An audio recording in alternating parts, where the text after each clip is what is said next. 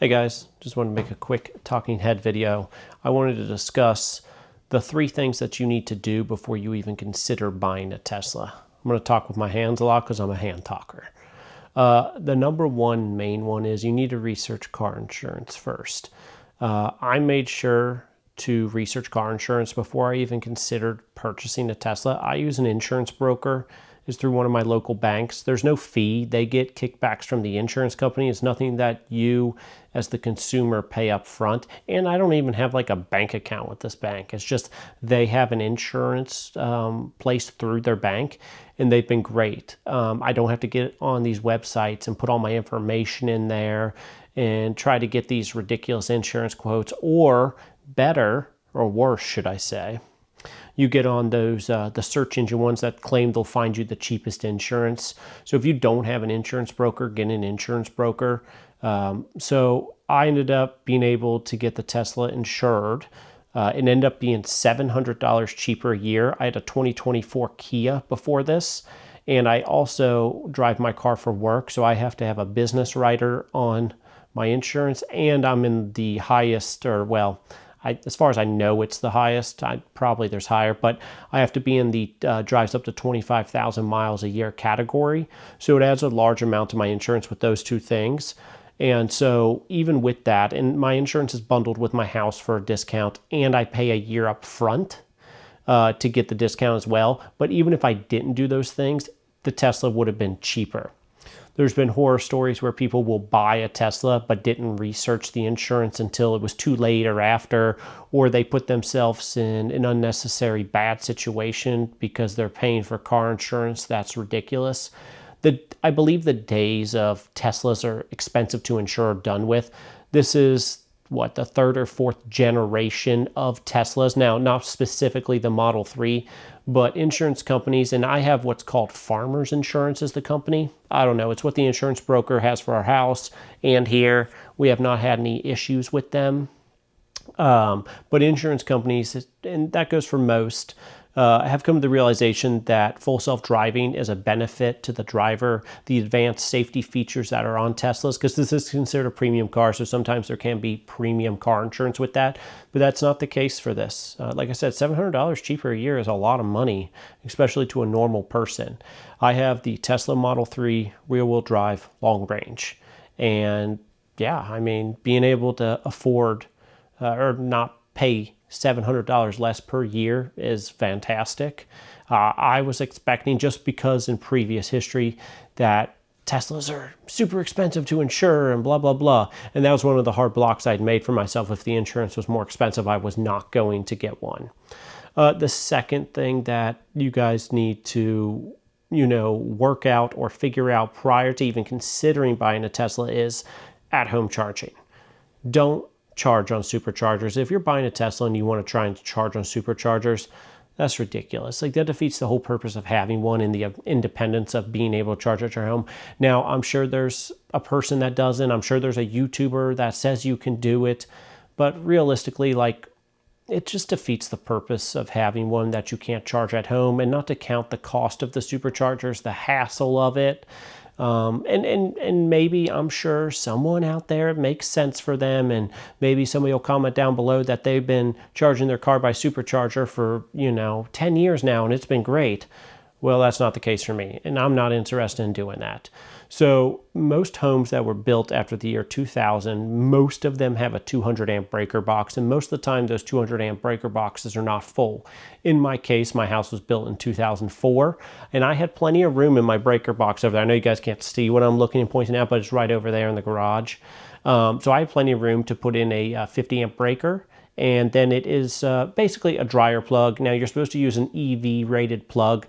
My father-in-law did it for me, and like I said, I didn't do that, but it charges maybe 3 to 4 hours a night, and that's with me driving upward of 100 plus miles a day. And another thing with your charging, and this is a part of researching before you buy, figure out with your electric company, do you have peak rates? If you're charging your car between 6, 7, and 8 p.m., 9 p.m. at night during peak hours, are you going to pay a premium for those hours? Nobody should really need to charge their car at those hours anyways. in the app, you set a charging schedule. Mine is set to start at 12 a.m. and finish by 7 a.m. And in no world would I ever need the full 12 to 7 to recharge the car to 80%, even if I took it to 0. Most of the time, my car charges on average from like 2 a.m. Maybe it doesn't even start till like 3 a.m. most nights. And with me driving as much as I've done just shy of 4,000 miles in 6 weeks on it. And I have never come home below 30% yet, and that's only with charging to 80% per day. I even did a trip to like Lexington and back, and I was still good. Like I got home at like 21%, but like, hey, like I wasn't even in low power mode yet. But you need to make sure that you can support at least stage 2 charging in your home prior to even considering buying a Tesla. Unless you have a 5-minute commute every day, stage 1 charging is not realistic, and neither is using the superchargers to charge your car and not have charging capabilities. Like if you live in an apartment complex and you don't have access to a plug and you want to get a Tesla, and your idea is you'll just use superchargers, like, I'm sorry, just get a hybrid or something. Just get a non-plug-in hybrid or something. Like don't get a Tesla. At least have stage 2. Now, let's say you live in a house that cannot support a 50 amp breaker. What are your options? Depending what your electric company is or who your electric company is, mine is Duke Energy. They allow you to get what's called a collar. A collar is a thing, and you can research them. It's called like an EV collar. If you Google it, it should show up. Basically connects directly to the meter and allows you to have a cable to charge the car directly from basically your meter. Also, another option is the dedicated Tesla charger, which is considered stage 3 charging. Now, most people feel like they need to get the Tesla charger or the stage 3 charging. The difference between stage 3 and stage 2, so dryer plug versus dedicated Tesla charger, is anywhere from 7 to 10 miles per hour. So on an average person, that 7 to 10 miles when charging for probably 8 to 12 hours on a normal day is not going to matter. Unless it makes sense for you to get the dedicated Tesla charger, stick with stage 2 charging. Now, the current generation of Teslas comes with the mobile charger, but there were older versions that did not come with the mobile chargers. So if you're considering buying one today, you're good. It comes with the mobile charger. You don't have to worry about it. But there was previous generations where you would have had to buy the $300 mobile charger separately. But that is not the case. The mobile charger is awesome. It's done great.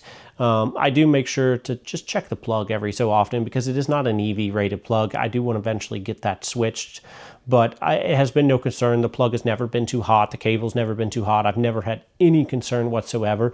And normally it only charges like full steam ahead anywhere from 3 to 4 hours a night. And that's, like I said, with me driving 100 miles or more per day. So the third thing that you need to make sure that you check is, what is your route? Like, what do you plan to drive with the Tesla? Like, do you have to do a 200-mile round trip every day? Like, is that your route? Or is it, like me, like I drive a decent amount. And this Model 3, the rear-wheel drive premium, is the one with the highest miles. You know what I mean? It gets up to 360 miles on full charge.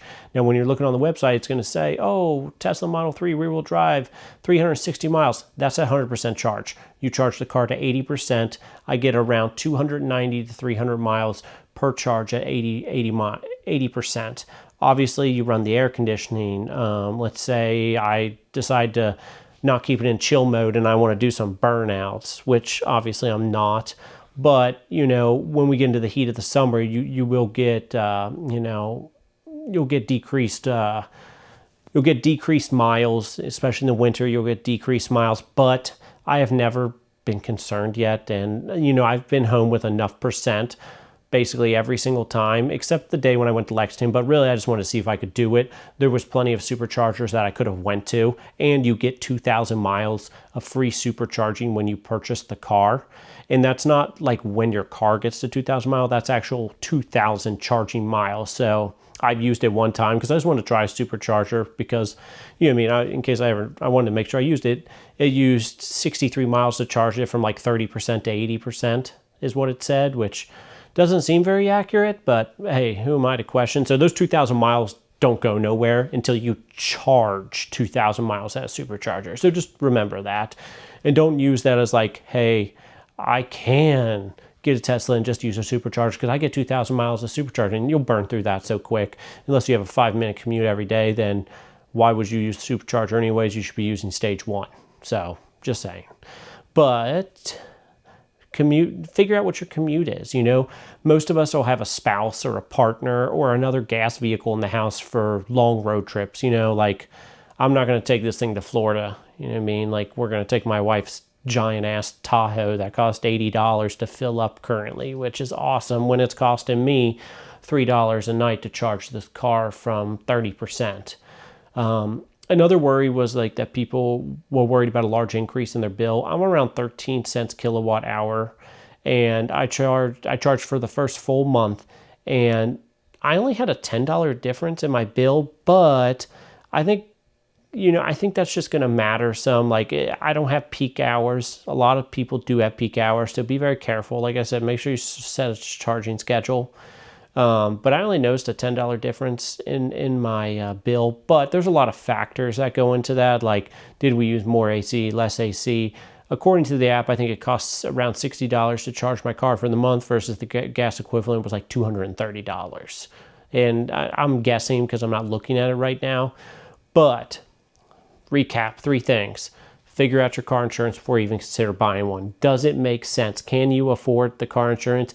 And the myth of these are more expensive to insure because they're Teslas, as far as I can tell, is not a true thing anymore. That is not a worry that is a thing. It's just not a thing anymore. Number 2, can you support at least stage 2 charging at your home with a 50 amp breaker in your breaker box? And if not, what are you going to do to have at least stage 2 charging or more? Because stage 1 charging is not reasonable. Don't believe that YouTuber's video that you watched. It's just not reasonable if you're doing a 40-mile, commute every day. 3, just do your research. Make sure that the commute that you need to do makes sense and that it's going to work for you. I would say basically most normal people these days, and the amount of range that these get and the efficiency, that it shouldn't be a problem for 95% of people. I know there's the people out there where it doesn't make sense for, and that's why hybrids, gas-powered cars will always be a thing. But for me, who drives a lot, I drive upward of 25,000 miles a year, it's been awesome so far. I've 0 complaints. It's been great, and the independence of charging at home has been fantastic, and the cheaper insurance also. So hopefully I didn't drag this on too long. I just think these are very important things to speak about prior to even considering buying the car, and that's what I did. So that's it. See ya.